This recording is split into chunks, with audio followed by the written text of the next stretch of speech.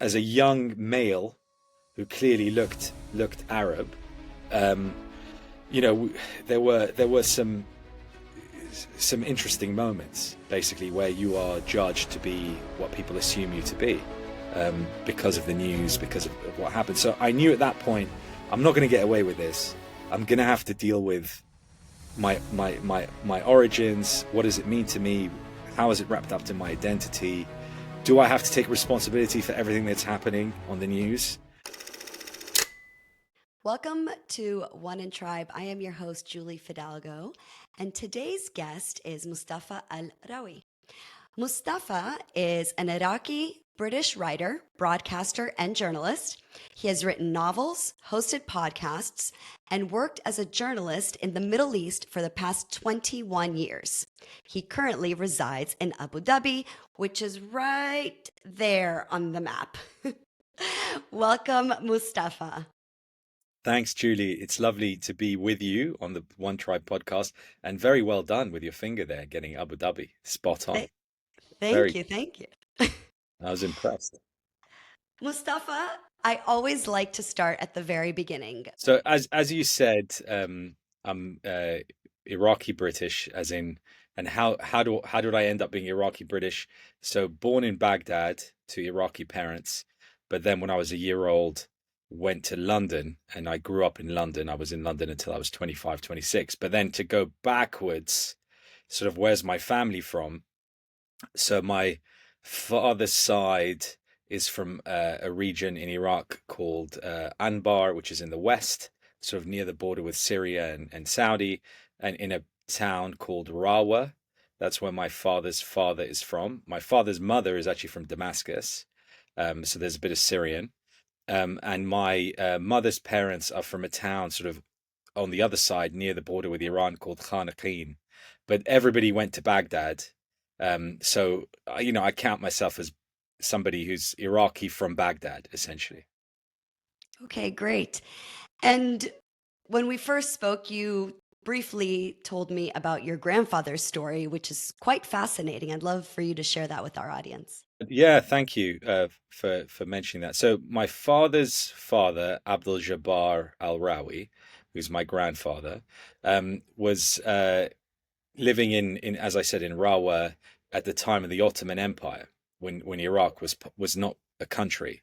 It was part of the sort of wider Ottoman expanse. And at the time, he was I think his father died when he was quite young. I think he was probably 12 years old. And I know his story through his memoirs that he wrote in Arabic. And my brother and my dad and his brother kind of we're working on a project to translate it into English. It's a bit longer. We've been working on this for sort of 3 years, but the advantage is, like, I read in his own thoughts, his own words, his life story. So he doesn't mention his mother. So I don't know what my great grandmother, what her story was, but and what I know of my great grandfather is on my dad's side is that he died when my grandfather was young. So my uncles decided that to help my grandfather avoid conscription in the Ottoman Empire, which was considered to be something not good because you could be sent anywhere in the empire and never see your family again.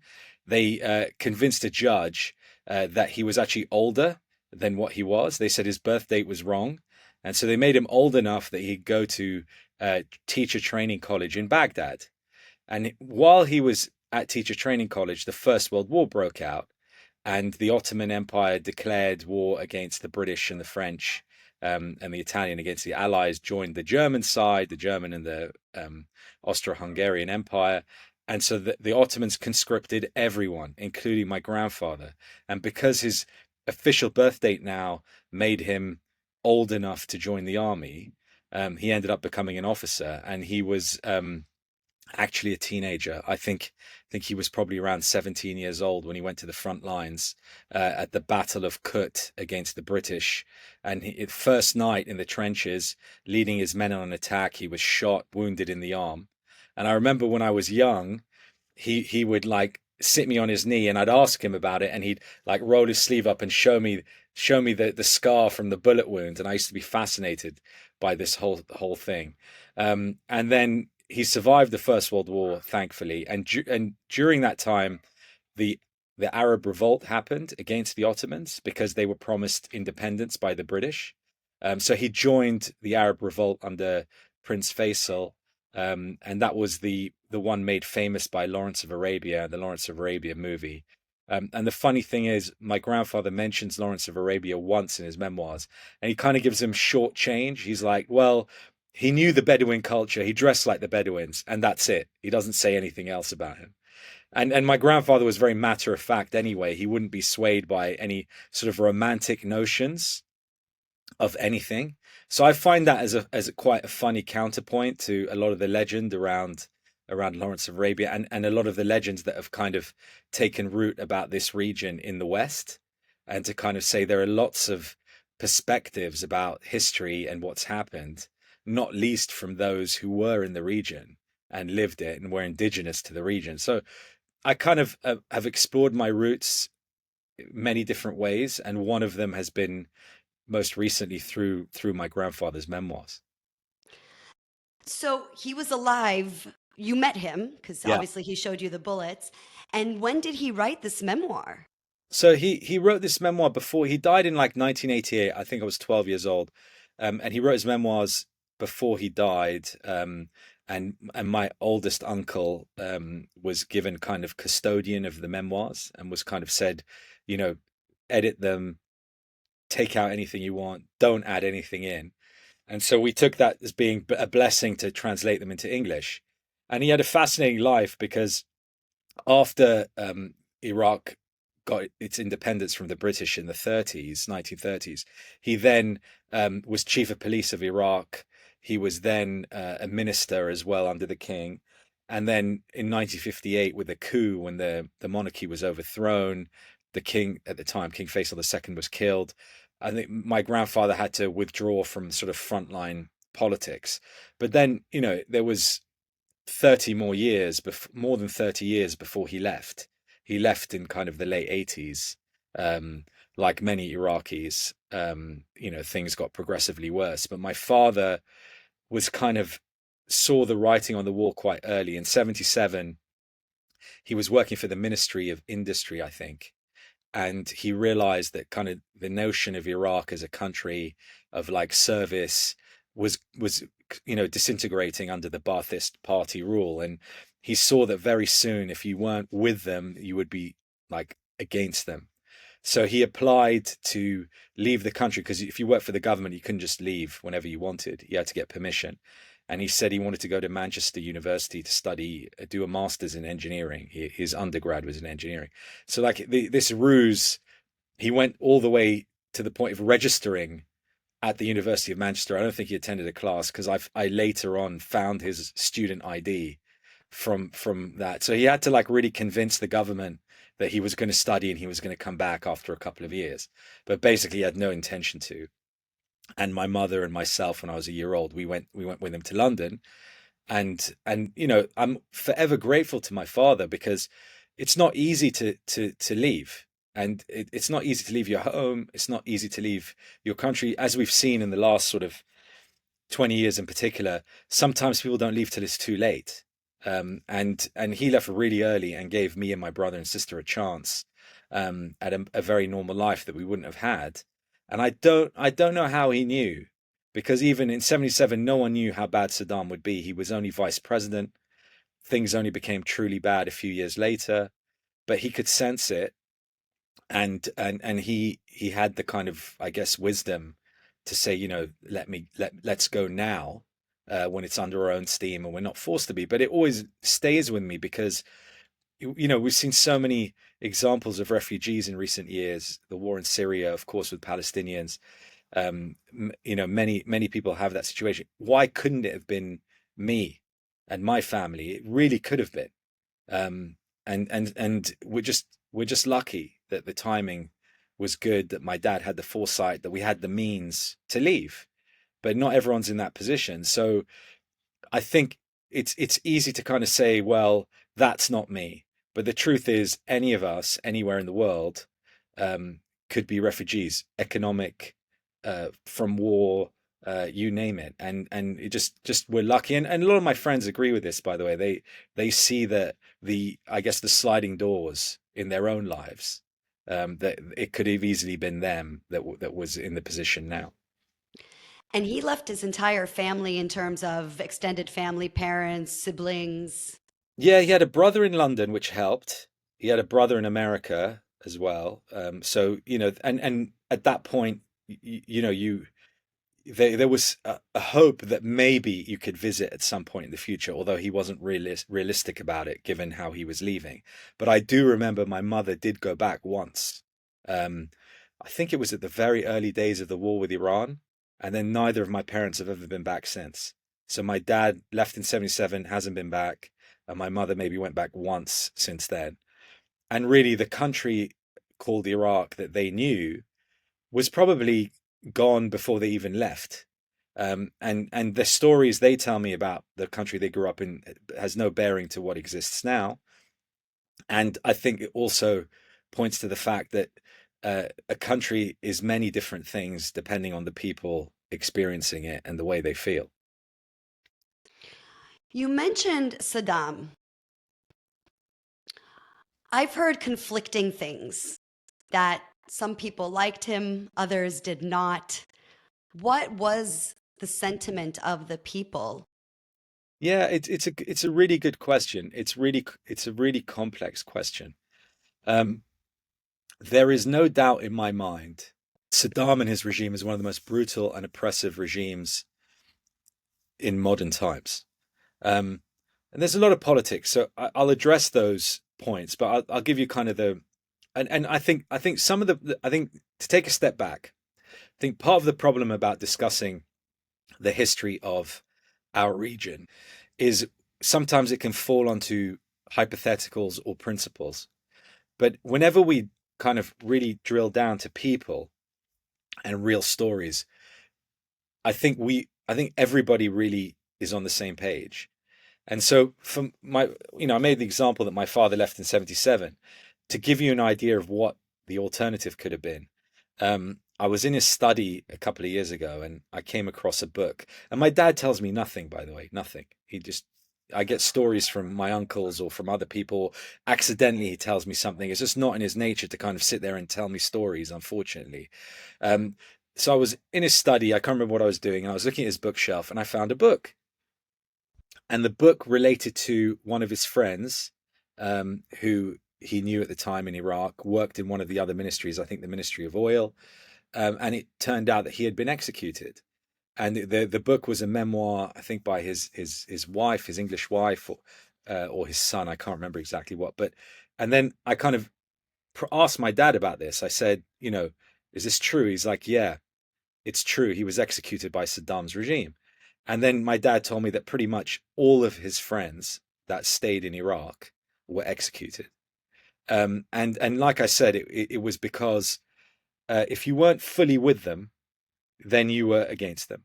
And if you were against them, then you had to be, you know, removed.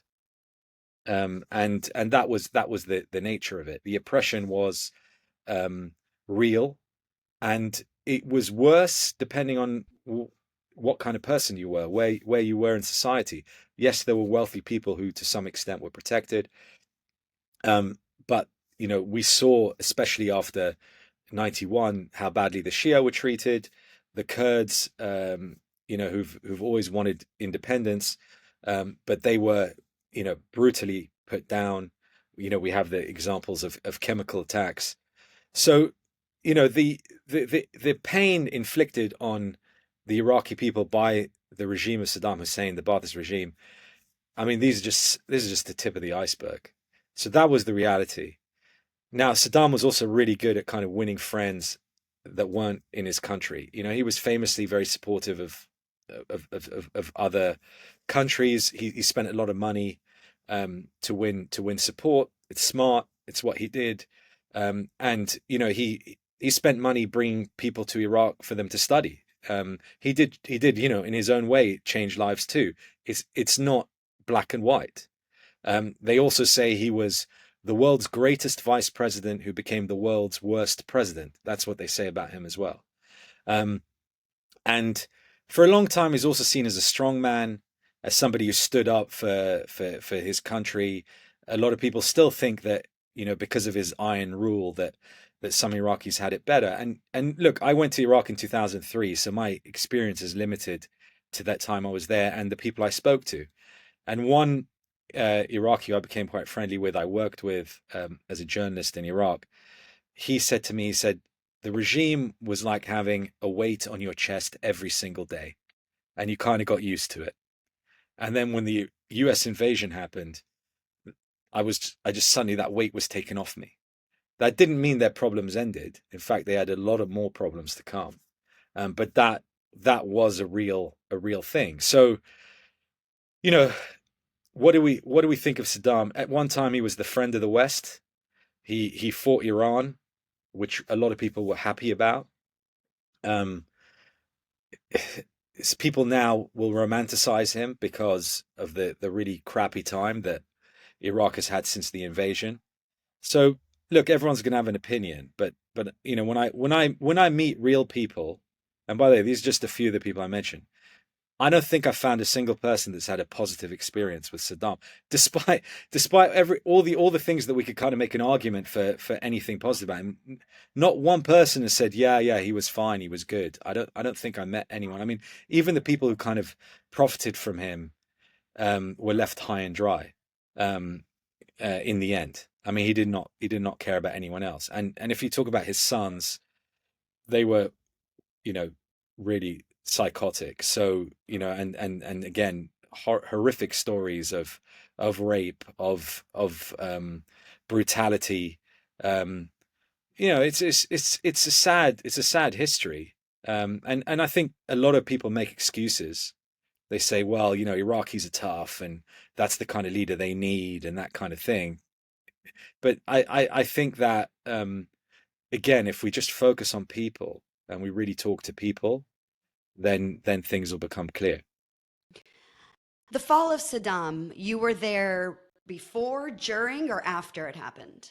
So I arrived in Iraq in June 2003. So it was a couple of months after. I think they fell in March, or April. The kind of shock and awe campaign ended. Um, so the kind of war ended and the peace kind of began when I got there. Um, and it was there was a bit of optimism at the beginning that actually Iraqi people believed that Americans were like supermen. They would come in and they would fix everything. And of course that's just not possible. But that's what they believed, because partly, they were, as the enemy for a long time, they were also taught, by the Iraqi propaganda, the propaganda machine, that Saddam was fighting this great enemy. So of course, when you're finally defeated by this great enemy will have all the power in the world to change your life. But they couldn't. There were a lot of mistakes, a lot of arrogance, a lot of corruption, a lot of wasted money. And so when life didn't improve, you didn't have electricity, phone lines, travel in and out was difficult. Security situation was really patchy. And so people became disappointed. People became disillusioned. And when that happens, you realize actually we're occupied here. These aren't our liberators. This is an occupying force. And it became very clear very soon that sort of the Americans were quite good at occupying and not very good at running the country and getting it back on its feet. And I think in some ways, um, you know, the I think there isn't. They underestimated how important, especially an Arab man's dignity is. And it's an ego thing. But like when I grew up in the UK, like watching TV and seeing like shows like Cops, where the police bust in your door and you know push everyone on the ground and arrest them, whatever. That's television, right? But when they did that in Iraq, when they busted into someone's house and in front of their children and their wives and their sisters, whatever, they put them down on the ground and arrested them, humiliated them. The next day, these guys were joining the resistance. I mean, that's what was happening. And basically, you had, like, the biggest mistake was they disbanded the army, and the rationale was that you know the army were full of Baathists, so the only way you can start fresh is by getting rid of them. Okay, that's one way to look at it. But even like post-Nazi Germany, they did not make decisions like that, and in Iraq, what happened was you took 1 million men who had an income and status, and you basically overnight gave them a reason to fight you. And so like these mistakes that happen, the conspiracy theorists had a field day. This is being done on purpose. But I was there. I was there. The incompetence was real. I mean, the incompetence was real. The kind of the like I want to say, I don't know how to say this properly, but like it's like the US exports everything. And I love a lot of what it exports. Love its TV, love its food, love its all of that. But it also sometimes exports its view of society. And so what would happen is immediately there's a kind of us and them, and there's a kind of two-tier situation where if you're American in Baghdad or Iraq, you were, important. Other foreigners were next important, and then the lowest were the Iraqis. And so you in your own city, you're supposed to be free. You're supposed to be liberated in your own capital city, your own country. You're basically being bossed around. And like I remember the night O'Day and Qusay, Saddam's sons, were killed in a really horrific battle, and the news came out. Unfortunately, the way Iraqis were celebrating at the time was to go out and shoot their guns in the air, and everybody had guns, right? Everybody. Like you could buy a pistol for like I think it was $300, but you could buy a Kalashnikov for like $80. You buy a hand grenade for $1. I mean, like this is. I mean, fishermen would fish with hand grenades rather than fishing lines because hand grenades were cheaper than fishing lines. I mean that was the kind of post-war economy. Um, you went to the money changing market was the same place as the gun market. I mean, it was, yeah, it was a Wild West. It really was. Um, but the gun, everyone was firing their guns in the air. So there was a curfew in place at the time. I think it was 11 o'clock. And I remember that some guards in the house where we worked, where we ran this newspaper, Iraq Today, the idiots started firing their guns in the air. Okay. And then they started to panic because there was a US patrol nearby. So they basically knocked on the door, and we opened the door and said, hide our Kalashnikovs. Like, Jesus, what am I going to do here? So we hid the Kalashnikovs. And then me and a colleague, we heard like the most frightening noise you'll ever hear, which is the sound of tank tracks on a street. And so we thought, look, we got to do something. So we thought, we're foreigners. They'll listen to us. And we kind of stepped out into the street to kind of tell the US soldiers, don't worry, everything's fine. And the tank was like rolling down, and you had a patrol there, and they were really nervous as hell, skittish as hell, looking for anyone who'd been firing their guns. I remember like the officer was just shut up and get back in the house. It was like that. Just don't say anything, get in, and you really felt at that moment like the danger. They could just grab you. They could grab you and they could handcuff you, and you'd be in Abu Ghraib, and no one would find you. You're Like, done. that's it. So you kind of you convince yourself that everything's normal 99% of the time, and then an incident would happen, an attack, a bombing, run into a patrol, you run into a contractor, and the contractor treats you like you're something if he found on the bottom of your shoe, and then you realize where you are, and you still have hope. You still have hope things are going to get better. And the Iraqi people still had hope that their situation would change. But the security situation got worse and worse. The robberies started getting worse and worse. Then you started having more terrorist incidents, and then some really nasty stuff happened. The UN building was blown up. Sergio de Mello was killed, the UN envoy, and pretty much the next day, 90% of the foreigners either left the country or disappeared behind concrete barriers. And we were producing an English language newspaper about Iraq for foreigners. So, I mean, our audience literally evaporated overnight, and that was interesting. Um, so, a lot of things happened that we didn't expect. And I have to say that the thing that I remark on most is just how resilient and talented and wonderful the people I met in Iraq were. I mean, there were some crazy people. I'm not going to lie to you. and there was some weird stuff. You know, just just you know, for me as well, because I grew up in London, so a lot of things would look weird to me.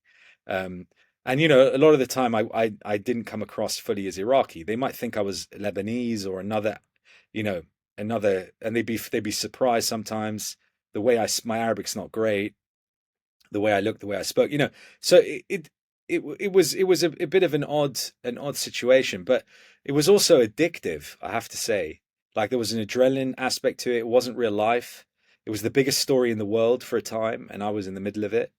Every news outlet wanted to talk to you, BBC, CBS, NBC, you name it. They were coming to the house. I mean, Thomas Friedman came to our house to talk to us to find out about the real situation in Iraq. Things like that were that you couldn't dream would happen when I was working at CNBC in London as a kind of production assistant. And then suddenly here I was, kind of being asked for my opinion about about the biggest story in the world. I was a kid. I didn't know anything.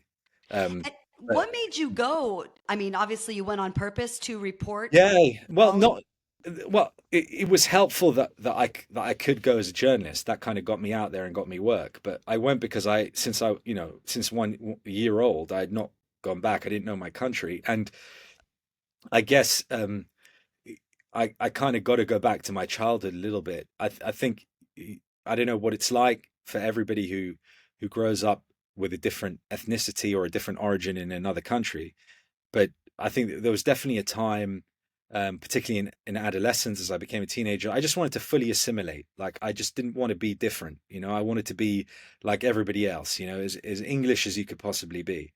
Um, and my plan kept being interrupted by like wars, basically. So the Iraqi invasion of Kuwait, and if you want to ask people about Saddam, ask the Kuwaitis after what happened, and then the subsequent 91 Desert Storm war.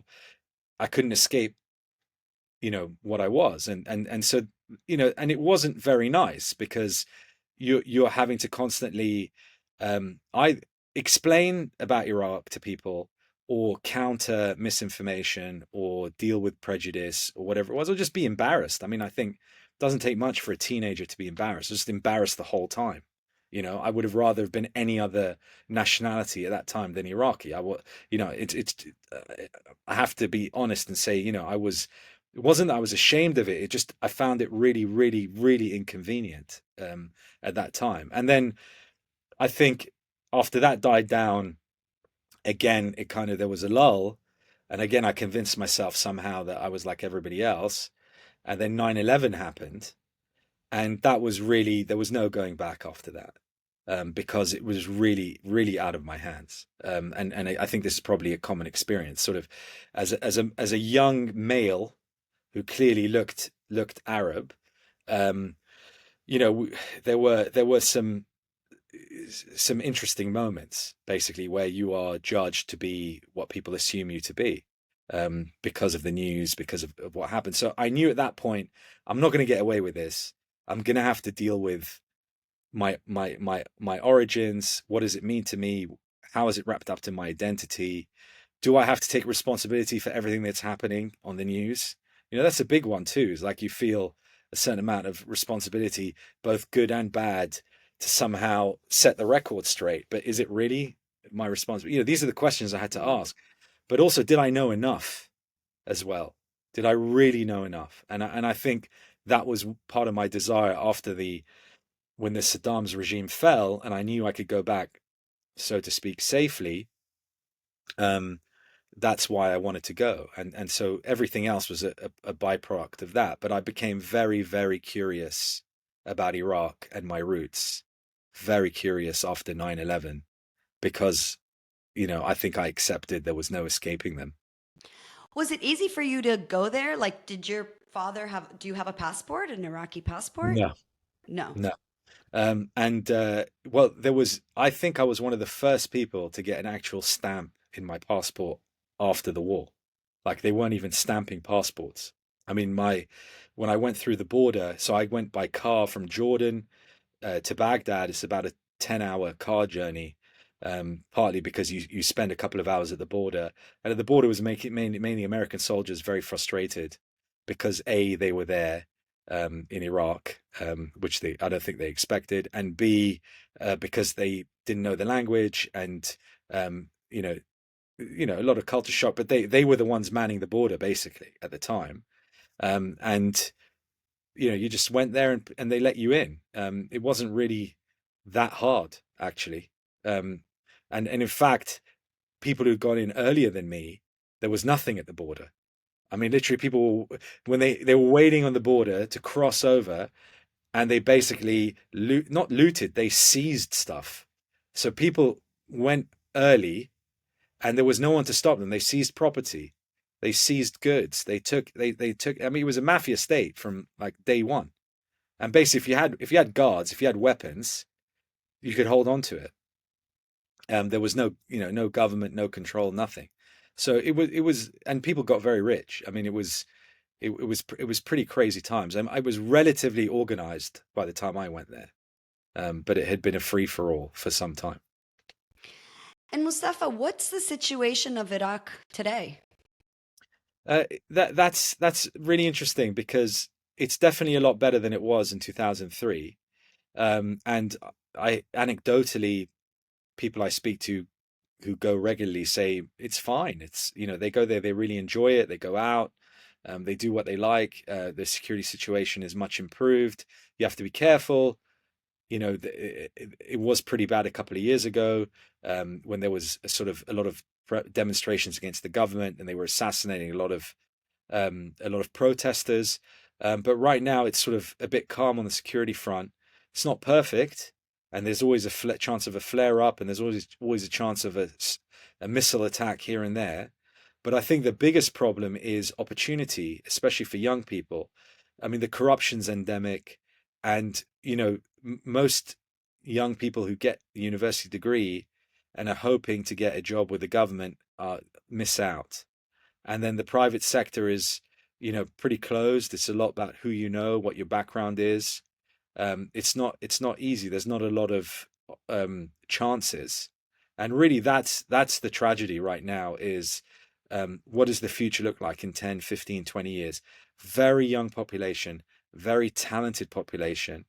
They're so smart. They're so in tune with technology. They're so big on social media. They love their sport. They love their football. They love their food. They love their music. Um, a lot of the kind of richness of the culture has been sustained. So how do we fix that? I think it's a bit like climate change. Thinking of the countries of the Middle East as single problems that need to be solved in isolation will never work.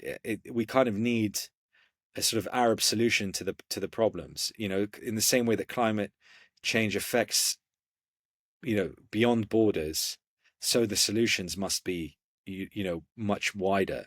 It's the same thing here. You're not going to resolve Iraq without resolving Iran and Syria. You're not going to resolve the opportunity in Iraq unless it's tied into opportunity in the Gulf, for example.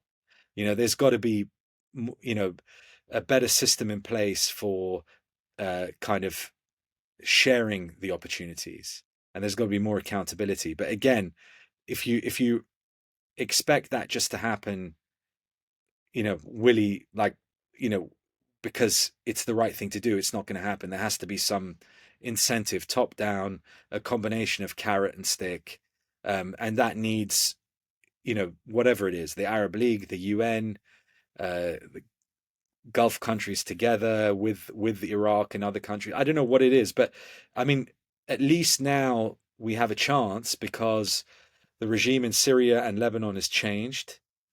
So there's a chance for maybe a wider solution, and Iran seems more open to something. So who knows? I mean, things look a hell of a lot better than they did a year ago. That's for sure.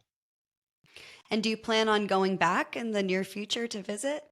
I'd love to take my kids when they're a little bit older to show them. I mean, Baghdad is magnificent, and Iraq was called the land of the two rivers for a long time, and the rivers is something I think about a lot, and it gets into my writing a lot. I mean, I write predominantly, Iraqi characters if I can, um, and the settings I try to make them as inspired by Iraq as much as I can, and I always think about the rivers, the Tigris, the Euphrates, and what they mean. So I'd love my kids to see those rivers, to see how Baghdad has islands of palms in the river, of how it's a combination of kind of history and modernity, tragedy and hope.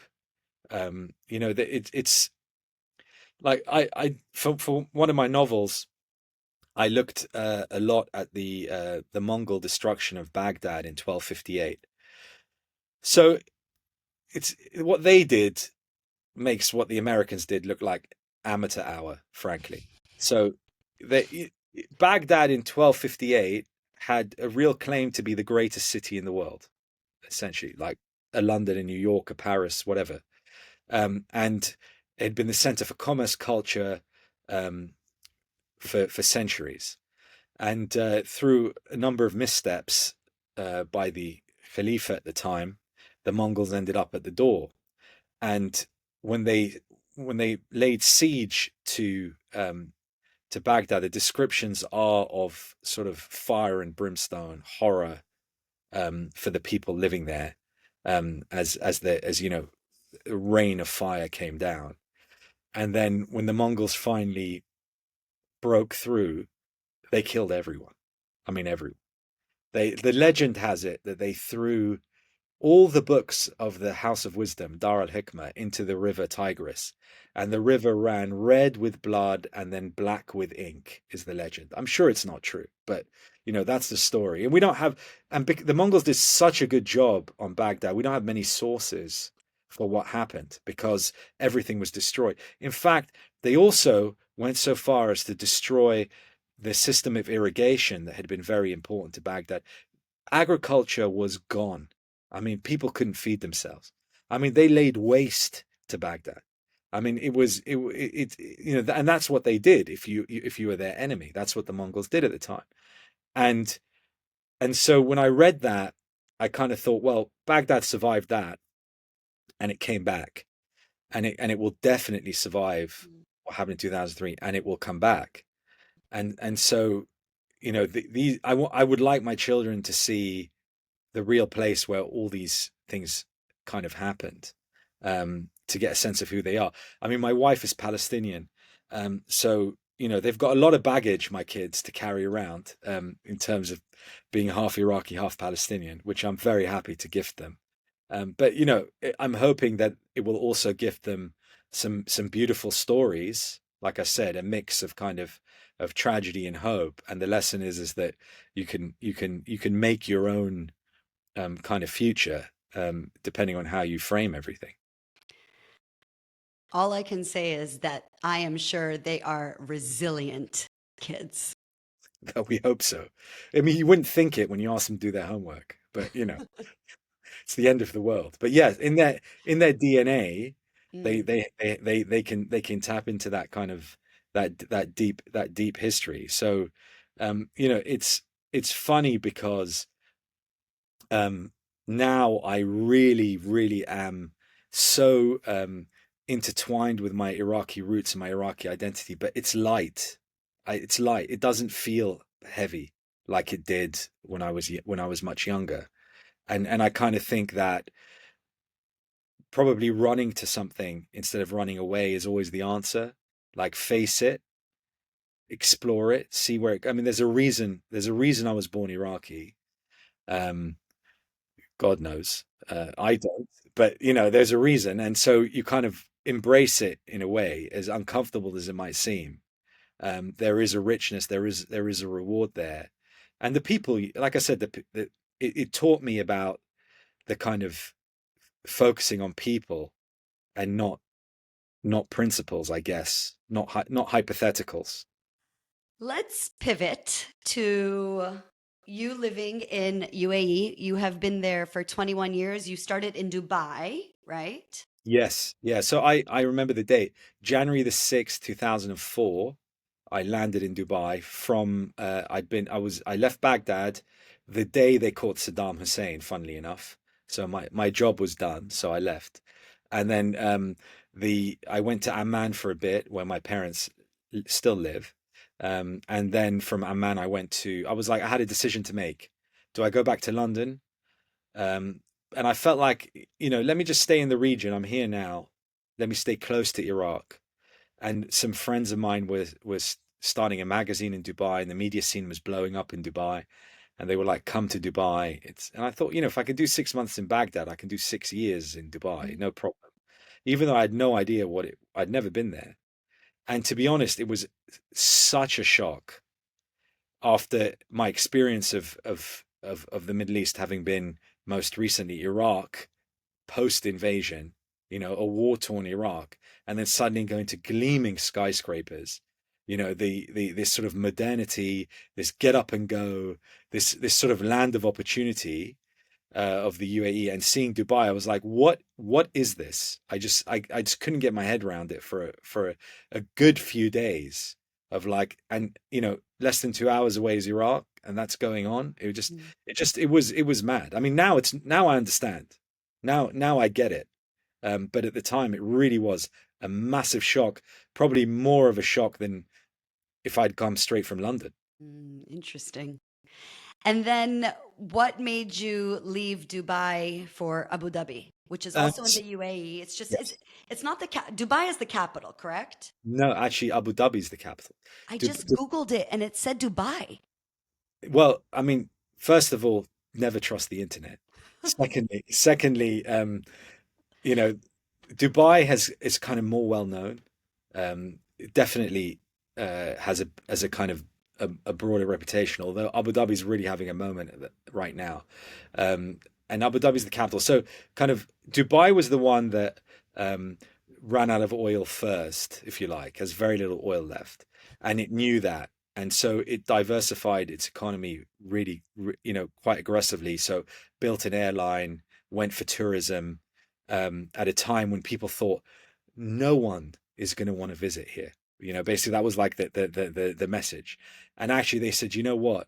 Well, the legend goes, and again, a lot of these things are good stories. I don't know how true they are. So legend goes that Sheikh Mohammed bin Rashid, the current ruler of Dubai, was out because he does a lot of horse riding in the desert, and was out riding and noticed a bird, and because he notices these details, noticed a bird he'd never seen before, and that showed him that if this bird would migrate through Dubai, why, from Europe, why wouldn't tourists fly through Dubai going to wherever, Australia or Asia or Africa?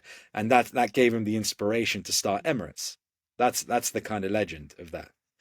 And then you have in Abu Dhabi, you have the legend of Sheikh Zayed, who's the founder of the UAE, who kind of also had the vision of like, we're gonna spend on education, we're gonna spend on healthcare, we're going to become like as modern a country as we possibly can, because we have to use this wealth um, for our people. And again, I think this is quite different from what happened in Iraq, which was, the oil wealth kind of got frittered away by the regime. So Mm. here you had a country that felt a duty. The duty was both ways. And of course, there are lots of differences, population size and timing. And yes, I agree, there's a lot of mitigating factors, but you can't deny that the UAE has had good leaders that knew what to do with their resources over decades versus Iraq that lost its way. I mean, Iraq could have been a superpower, but it isn't. And Sorry. what are the major differences between Dubai and Abu Dhabi? So Abu Dhabi is uh, sort of the vibe is very different. So a lot of people compare them, like Abu Dhabi is like Washington DC and Dubai is like New York. Excuse Okay. me. So I mean, Dubai brings its own energy, so it's on all the time. And in Abu Dhabi, you kind of can choose your pace a lot more. So and you could argue right now, Abu Dhabi's way more livable because it's not as trafficy, it's not as busy. But Dubai, the history of Dubai is much more kind of uh, outwardly facing. They have a history of trading. They have a history of kind of bring people from other parts of the region and wanting to be a hub.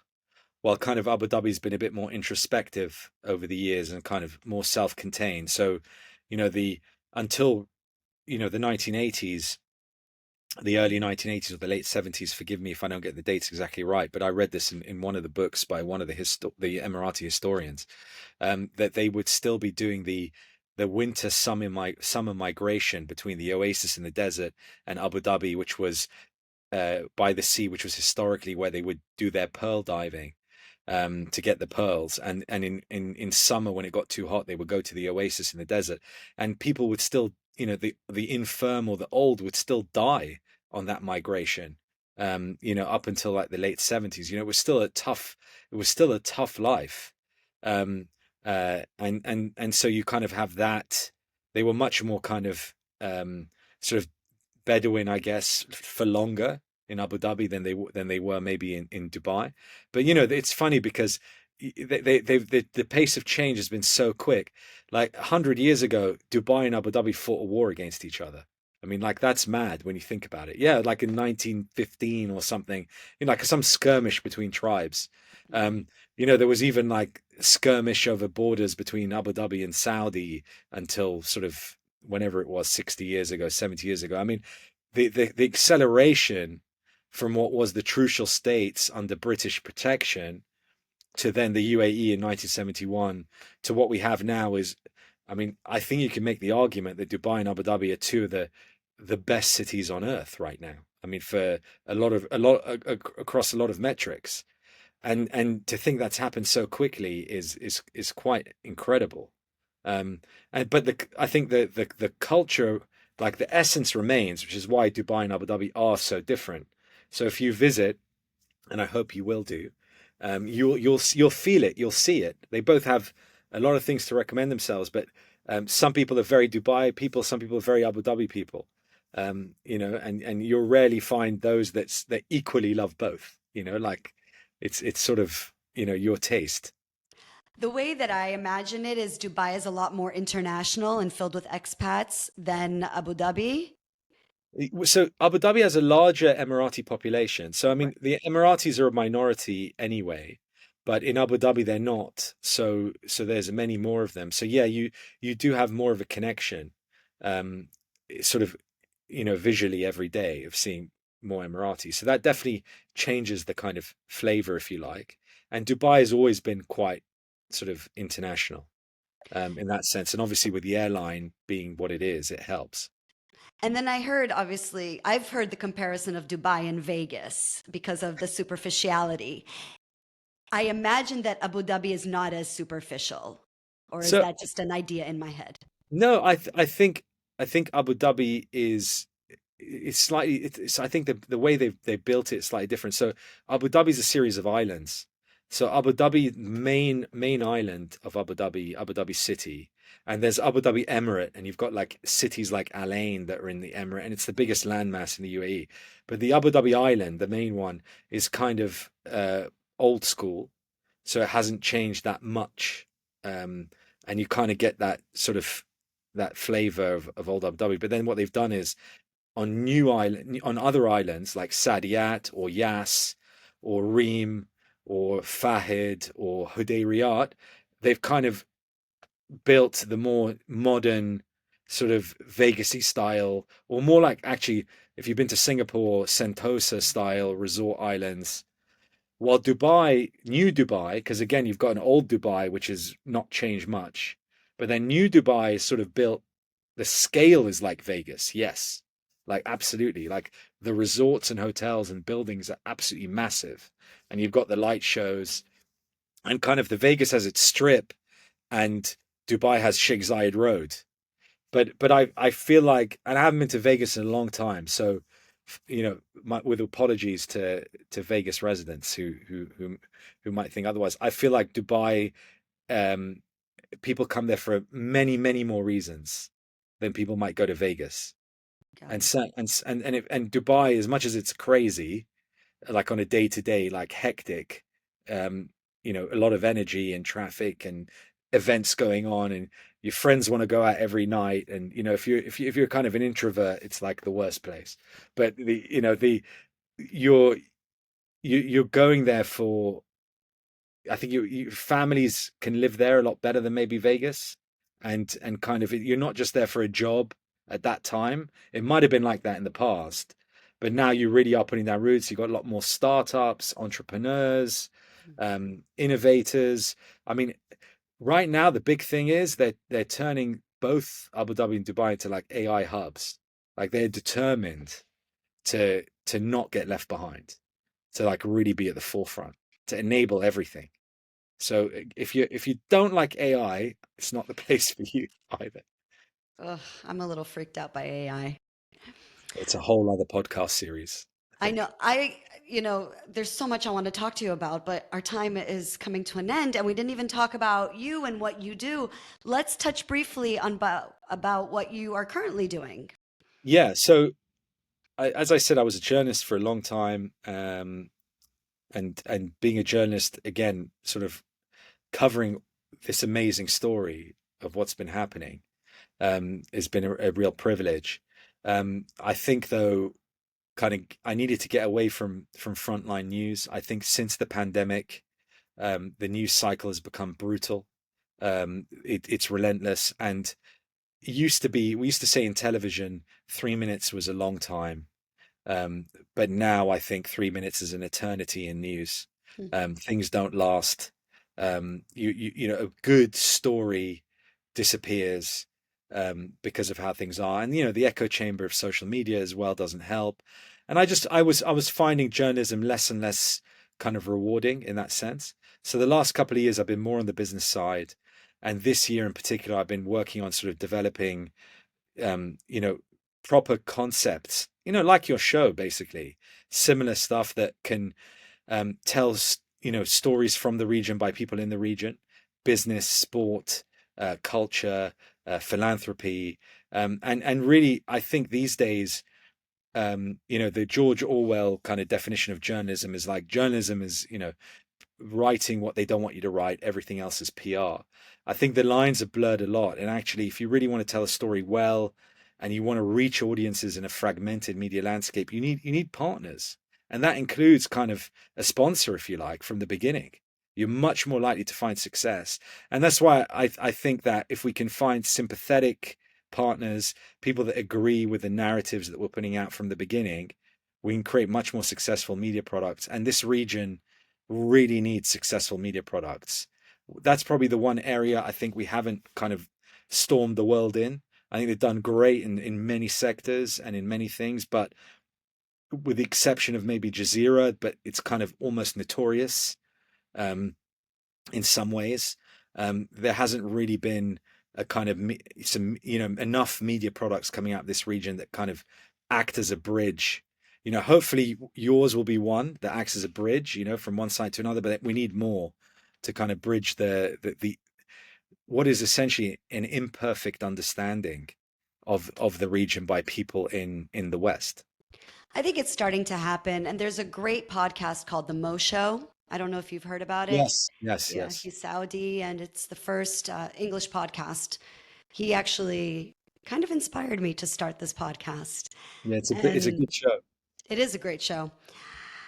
Mustafa, before we go, what is a message that you would like to share with the West about the Arab world, Iraqis, UAE, Abu Dhabi, anything that you choose? If you can just scream it from the top of a mountain, what would it be?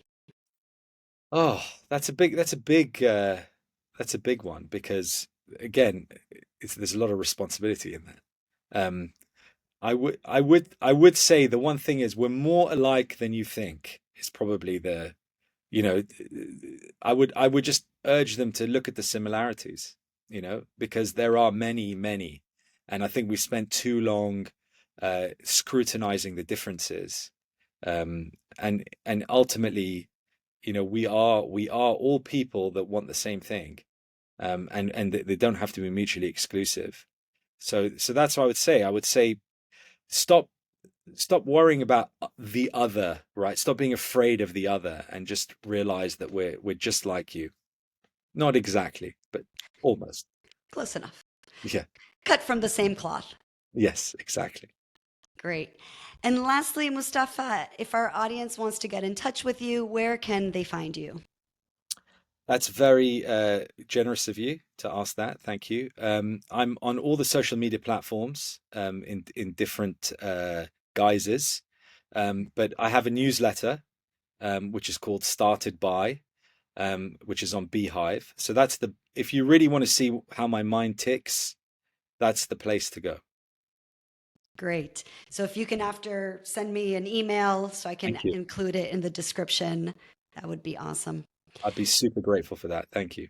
Mustafa, thank you so much for being on the show. It was a pleasure speaking with you. You are my first Iraqi, especially British Iraqi, And not and last, not your last though, I hope. definitely not my last. And I hope to meet you and your wife in the near future in Abu Dhabi. Yes, you're more than welcome anytime. Let me know. Thank you, Julie. It's been a pleasure. Thank you so much, Mustafa.